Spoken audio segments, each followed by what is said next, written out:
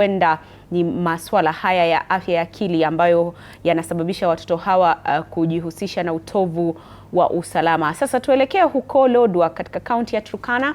Tuungane naye mwandishi wetu wa habari Kitio Mika ambaye anazungumza na wenyeji wa kaunti hiyo kuhusiana na mada yetu ya leo. Kitio?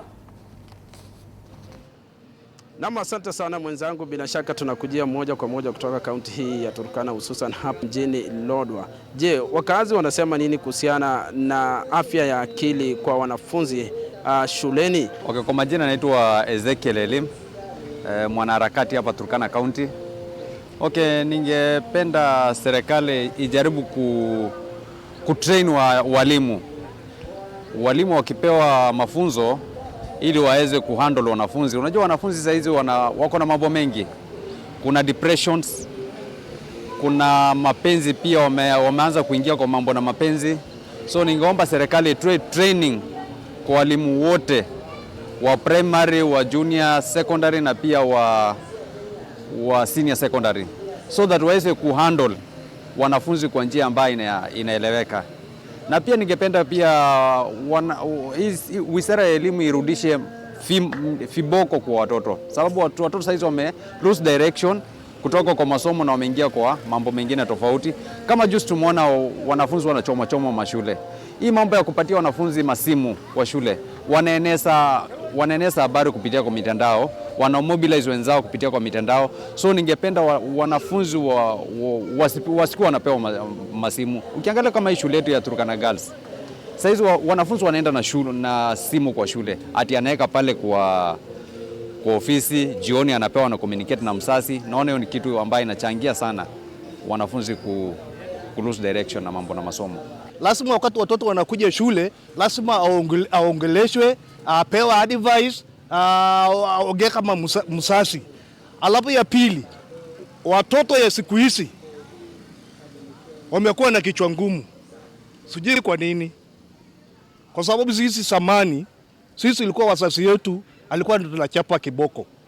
Na Biblia inasema kunyima mtoto kiboko ni kama sasa wewe unaua hiyo mtoto. Biblia mwenyewe ndiye anasema hivyo. Usinyime mtoto, usinyime kiboko. Kwa hivyo tunataka walimu wachape watoto, lakini wachape kwa hekima. Sio ati wanachapa ile wanaumia. Unajua bila serikali walitoa kiboko kwa sababu sasa kuna walimu wengine wanakunyanga bangi. Wakati wanasika mtoto wanachapa kama anaua. Kwa hivyo hiyo kitu kama hiyo ni mbaya. Kwa hivyo watoto lazima achape na achapwe kama alingana bile mtoto iko. Sio unachapa kama unaua. Kama hakuna action tunachukua kwa sababu mimi nikiwa mzazi, nisipofunza mtoto wangu si atafunza na ulimwengu. Serikali pia kwa avoid mambo ya kuchomochoma kwa shule, nitakana iweke technical team ambaye inafunza watoto hata at least hii mambo ya CRE nini wabadilishe. Alafu kuna watu wanauza mihadarati. Unasikia kichio? I want to be specific here. Kwa sababu in every corner drugs imekuwa tu high.